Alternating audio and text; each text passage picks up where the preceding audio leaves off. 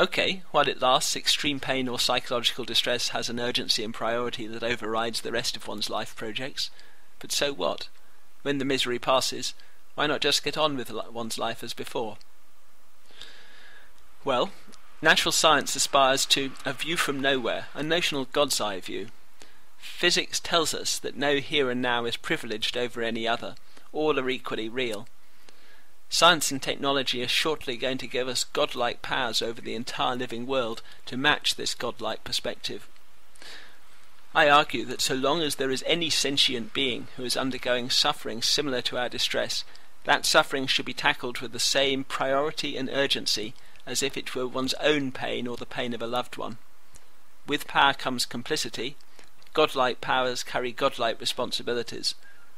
Thus the existence of suffering 200 years ago, for instance, may indeed have been terrible, but it's not clear that such suffering can sensibly be called immoral, because there wasn't much that could be done about it. But thanks to biotechnology, now there is, or shortly will be. Over the next few centuries, suffering of any kind is going to become optional. If you're not a classical utilitarian, the advantage of recalibrating the hedonic treadmill rather than simply seeking to maximize super happiness is that you are retaining at least a recognizable descendant of our existing preference architecture. Recalibration of the hedonic treadmill can be made consistent with your existing value scheme. Hence even the ill-named preference utilitarian can be accommodated. Indeed, control over the emotions means that you can pursue your existing life projects more effectively. And what about the alleged character-building function of suffering? That which does not crush me makes me stronger, said Nietzsche. This worry seems misplaced. Other things being equal, enhancing hedonic tone strengthens motivation.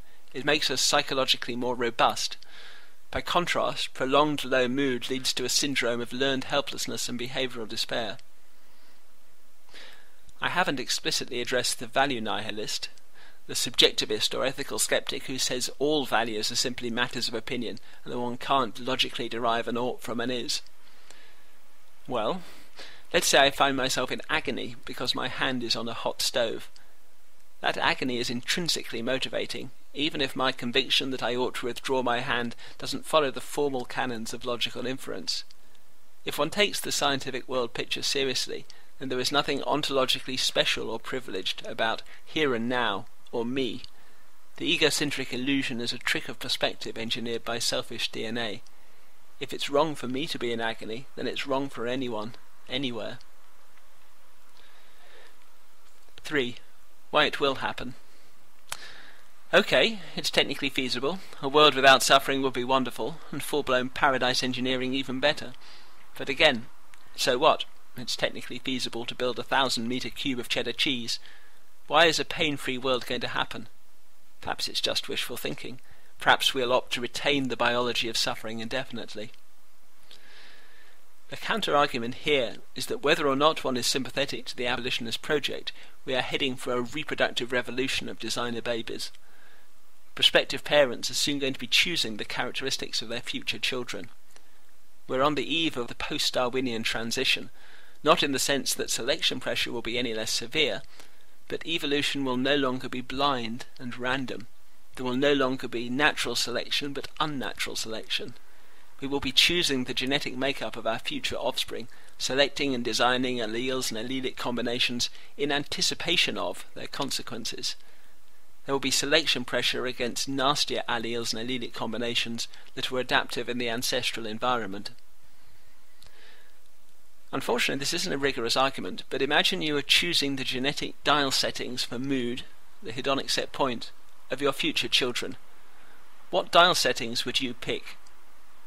You might not want gradients of lifelong super happiness, but the overwhelming bulk of parents will surely want to choose happy children. For a start, they are more fun to raise. Most parents across most cultures say, I think sincerely, that they want their children to be happy. One may be sceptical of parents who say happiness is the only thing they care about for their kids. Many parents are highly ambitious. But other things being equal, happiness signals success, possibly the ultimate evolutionary origin of why we value the happiness of our children as well as our own. Of course, the parental choice argument isn't decisive. Not least, it's unclear how many more generations of free reproductive choices lie ahead before radical anti-aging technologies force a progressively tighter collective control over our reproductive decisions, since a swelling population of ageless quasi-immortals can't multiply indefinitely in finite physical space. But even if centralized control of reproductive decisions becomes the norm, and procreation itself becomes rare, the selection pressure against primitive Darwinian genotypes will presumably be intense. Thus it's hard to envisage what future social formations would really allow the premeditated creation of any predisposition to depressive or anxiety disorders, or even the normal pathologies of unenhanced consciousness. Non-human animals. So far, I've focused on suffering in just one species. This restriction of the Abolitionist Project is parochial, but our anthropocentric bias is deeply rooted.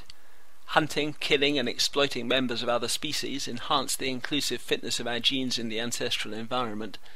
Here we are more akin to chimpanzees than bonobos. So unlike, say, the incest taboo, we don't have an innate predisposition to find, say, hunting and exploiting non-human animals wrong. We read that Irene Pepperberg's parrot, with whom we last shared a common ancestor several 100 million years ago, had the mental age of a 3-year-old child, but it's still legal for so-called sportsmen to shoot birds for fun. If sportsmen shot babies and toddlers of our own species for fun, they'd be judged criminal sociopaths and locked up. So there was a contrast. The lead story in the news media is often a terrible case of human child abuse and neglect, an abducted toddler or abandoned Romanian orphans. Our greatest hate figures are child abusers and child murderers, yet we routinely pay for the industrialized mass killing of other sentient beings so we can eat them. We eat meat even though there's a wealth of evidence that functionally, emotionally, intellectually, and critically in their capacity to suffer, the non-human animals we factory farm and kill are equivalent to human babies and toddlers. From a notional God's eye perspective, I'd argue that morally we should care just as much about the abuse of functionally equivalent non-human animals as we do about members of our own species, about the abuse and killing of a pig as we do about the abuse or killing of a human toddler.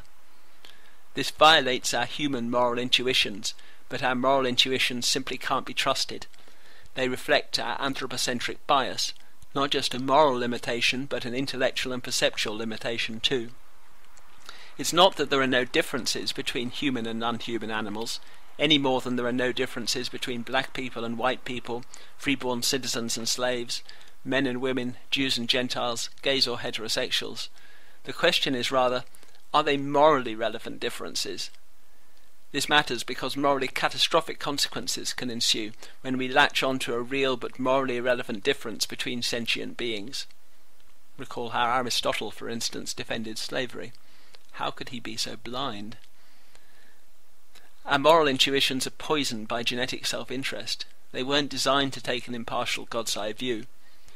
But greater intelligence brings greater cognitive capacity for empathy, and potentially an extended circle of compassion.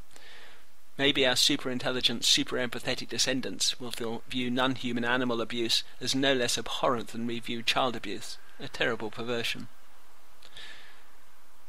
True or not, surely we aren't going to give up eating each other.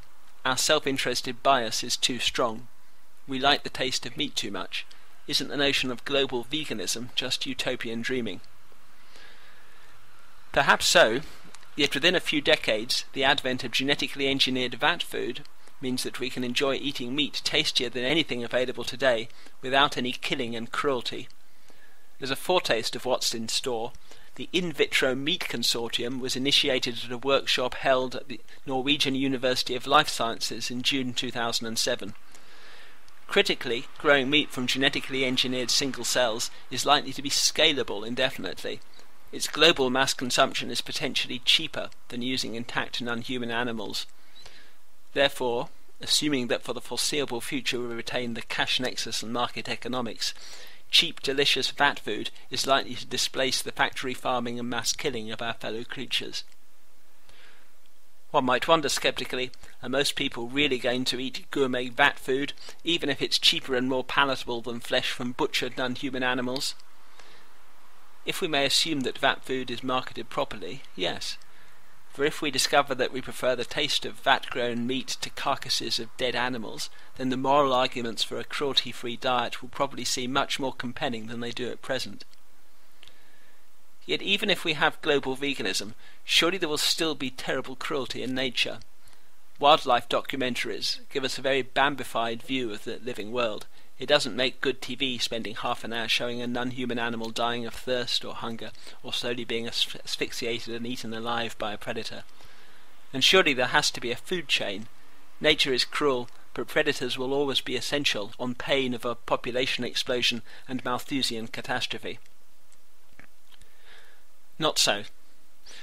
If we want to, we can use depot contraception, redesign the global ecosystem, and rewrite the vertebrate genome to get rid of suffering in the rest of the natural world too.